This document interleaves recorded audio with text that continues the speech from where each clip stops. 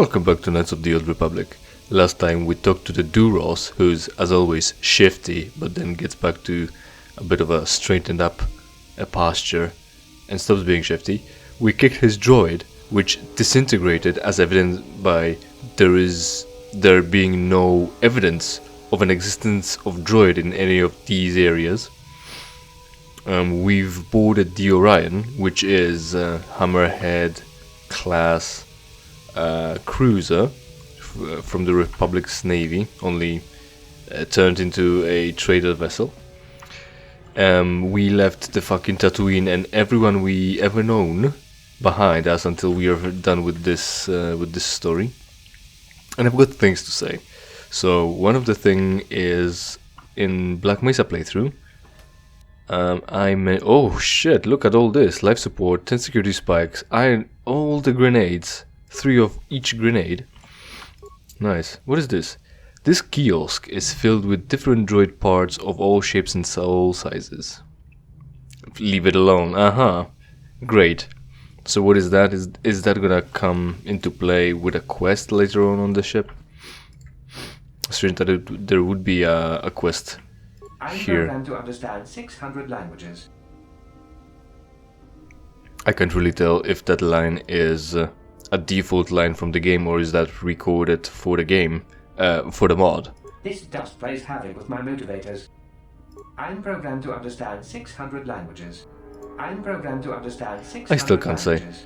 So, nothing left here. In Black Mesa, when I was talking about Johnny Depp's and Amber Heard's trial, the news came in where Elon Musk is gonna buy Twitter, and allegedly because he's being bad-mouthed on Twitter, and when it's in allegation or in connection, more like simply, with the divorce case. So avoiding having shade casted on him even more, aside from his shitty inventions, quote inventions unquote, of course, he decided to buy Twitter and buy everyone personally for that. And he promised $44 billion for that, and I'm hearing now that he is trying to back off from this deal. Problem is, he already signed a paper that says that he will pay that money and buy Twitter.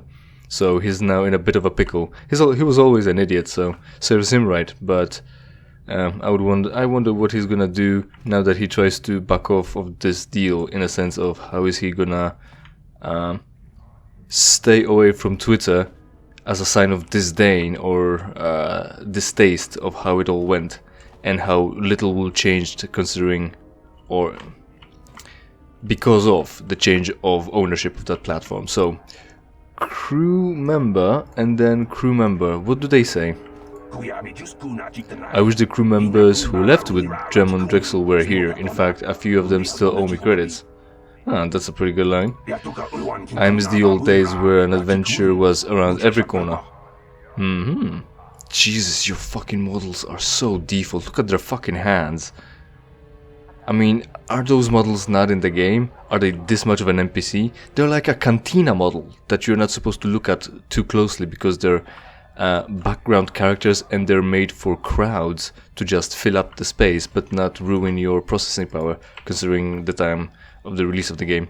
So strange that they would reach for models that shouldn't be looked at closely like this and then put them in a separate room, really, to have you gawk at them. At least you're not talking to them too much, but still. Sore sight for eyes rather than sight for sore eyes. And a food stand. Alright.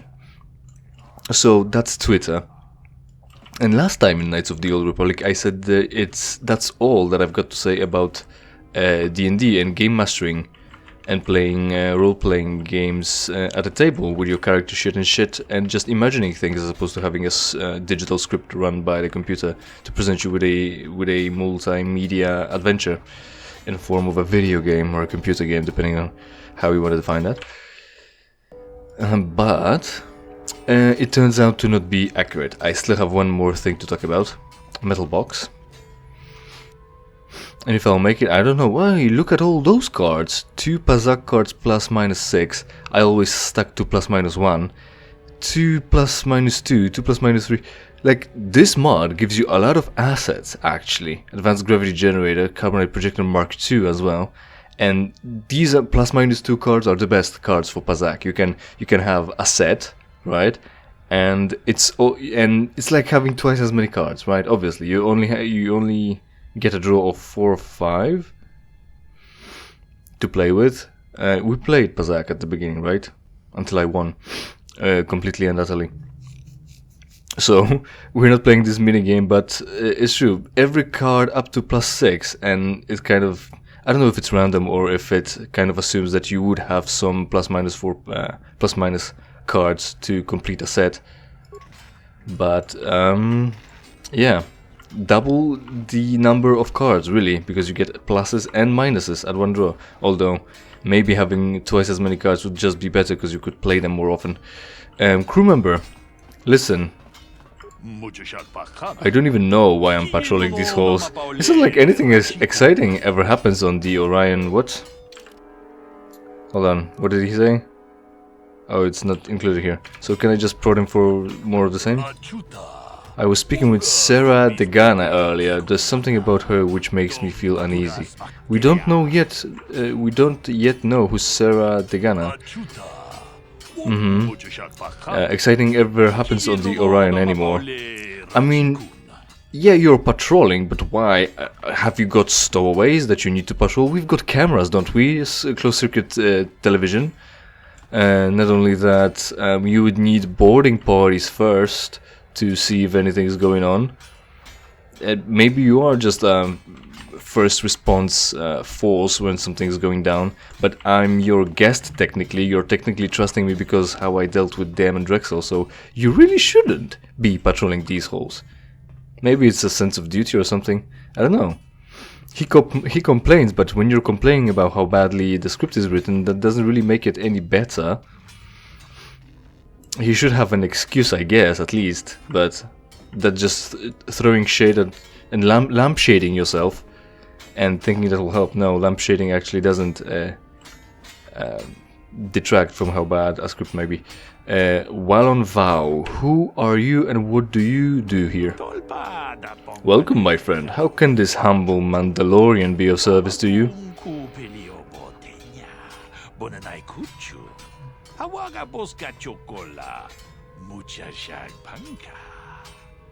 See, you can tell he's Mandalorian because of his entire full Mandalorian battle gear. Right? Otherwise, they're just human and you can't tell. Just like Kendra's back on the ship. Humble Mandalorian? By staying out of my way, Mandalorian. Yeah, why do you call yourself Mandalorian? Since we're doing side quests, we might as well go all the way in asking questions. Yeah, I've explained that. Humble Mandalorian. Is it not comforting to be greeted in such a way?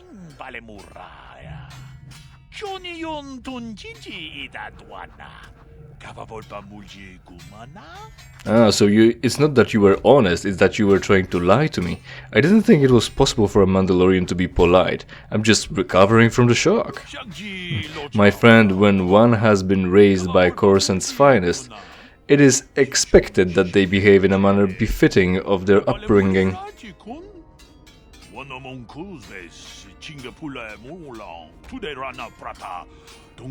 Yeah, also you speak Huttese, not Mandalorian. And again, Mandalorians are just humans. He would look nothing like a Mandalorian without the armor, but it's specifically presented to us as an issue, as a Mandalorian with his full battle gear, and then we're pretty much told that he's not really Mandalorian because he was like abandoned and then adopted by Coruscantians and raised like that as a Coruscantian rather than a Mandalorian, without all the war and drive for conflict or challenge, at least worthy battle for a Mandalorian. You were raised on Coruscant. And again a long text. Long ago, when I was a child, I lost my true Mandalorian parents during what I can imagine was a conflict of some kind.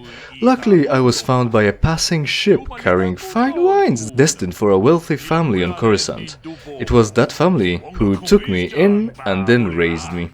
So it's not even that the transport of expensive and fancy wine was like the wealth of the family that was conducting the business and they adopted him. They picked him up just to drop him off somewhere else.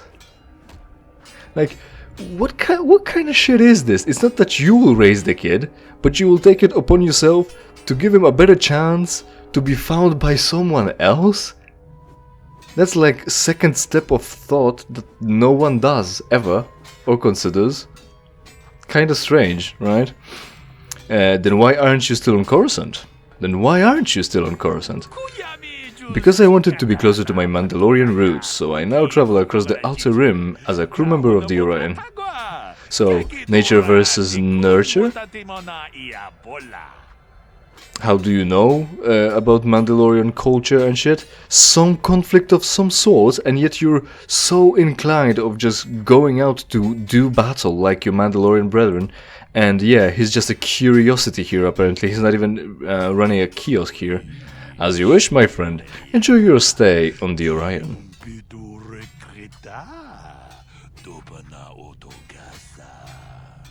I think that's a voice line that we don't hear often in the game. It struck me as very strange, but I don't know.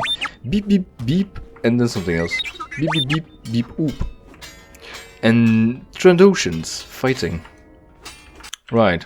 So before we bother them and explore that corner of the ship, D&D and tabletop RPGs.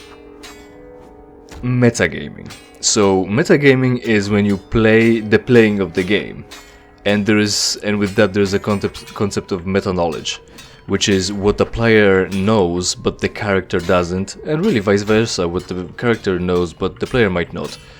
And it's an issue because you as a player have a very simple task.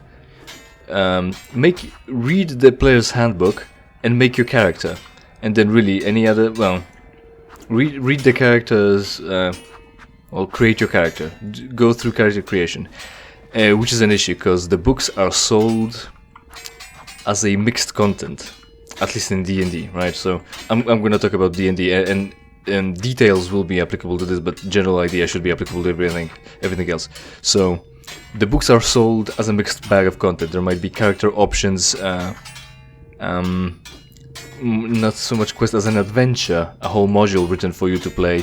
New monsters, new rules presented, and if you're a player and you spend most of your time as a player and you just buy the books to either support the company or get the player a character creation option, you're still getting the part where the monsters are there, and the monsters are there with the stat blocks written down. So when you read them because you bought the book, well, it's a bit unavoidable because it's all your content and you might want to run the game, but it's meta knowledge nonetheless. You learn about the monsters that you might face, you might fight, and you might not run. So the GM, the game master, will be using that information, but you shouldn't even have it. Same with adventures. If you buy them, they'll have monsters and how they'll have maps, events, and if you run a game, even if you don't buy the adventure and you run the game, as in participate in the game, and the pre-written module will be the game you're gonna play and participate in.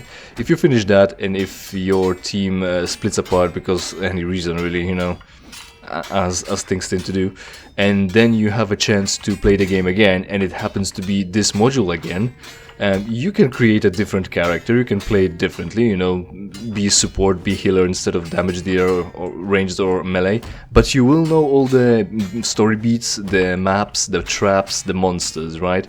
That's metagaming as well, that's meta knowledge at least. And it's gonna be very hard to compartmentalize what you know compared to what the character knows, especially if you fucking know in detail how the story goes. So that's one thing. And then the curse and the blessing in disguise, right? The internet.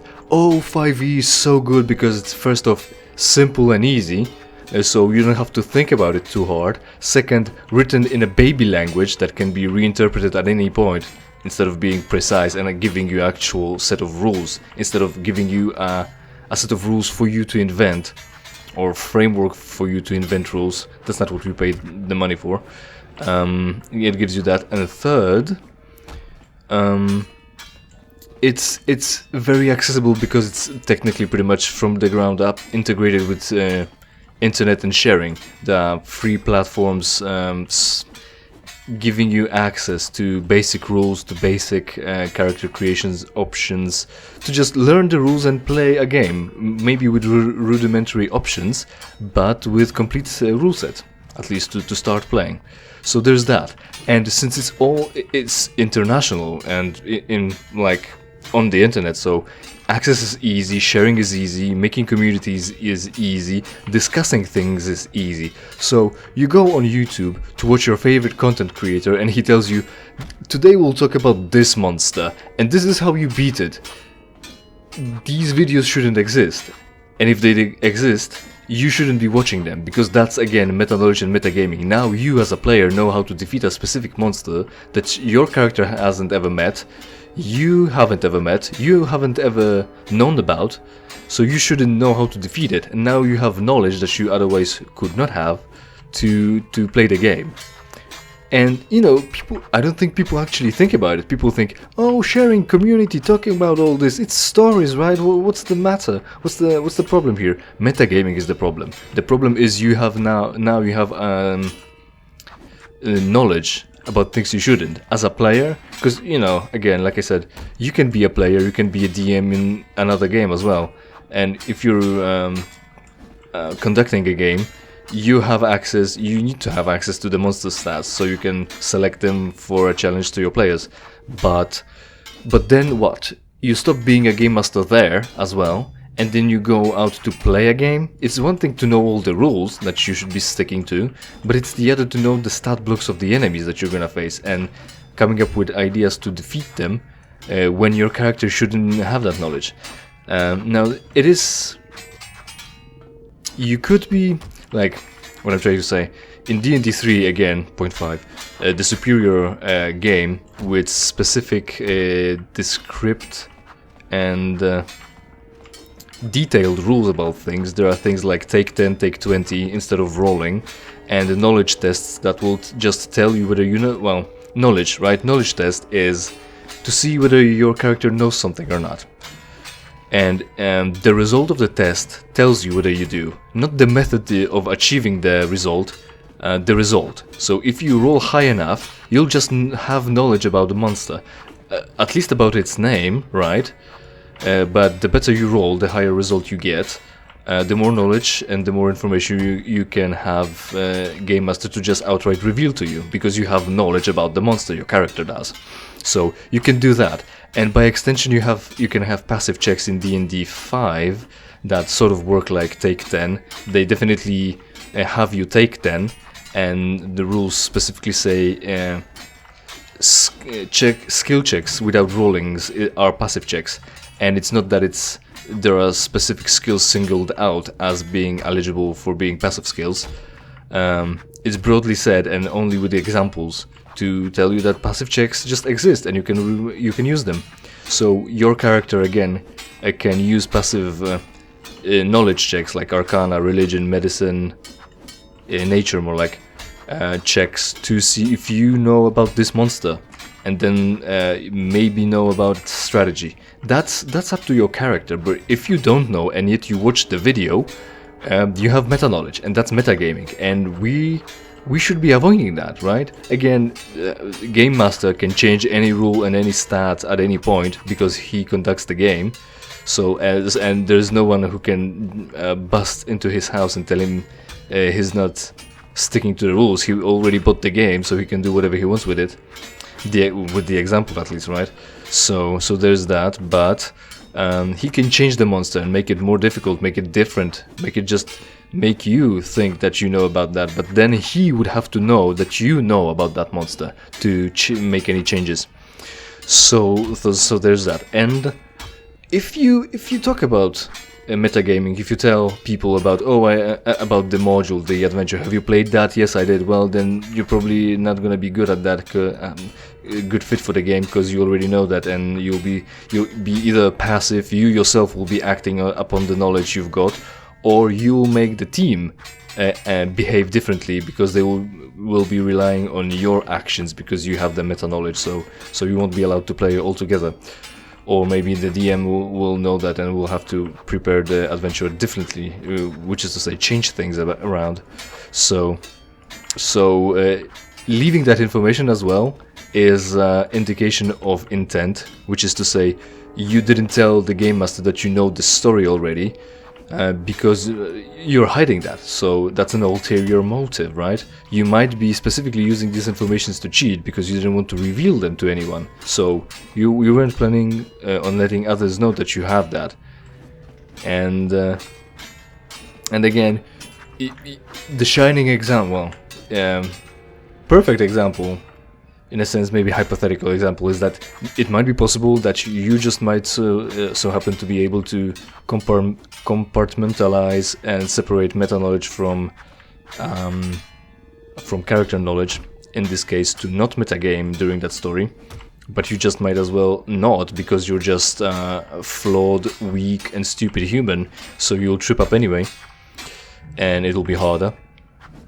But you took that away, and now you're not to be trusted. So if it's not fine to run the game if you already know the story, if it's not, won't be as fun if you just know the stats of the monsters and you know tactics how to defeat them because you watched the video on YouTube about that, that's just cheating.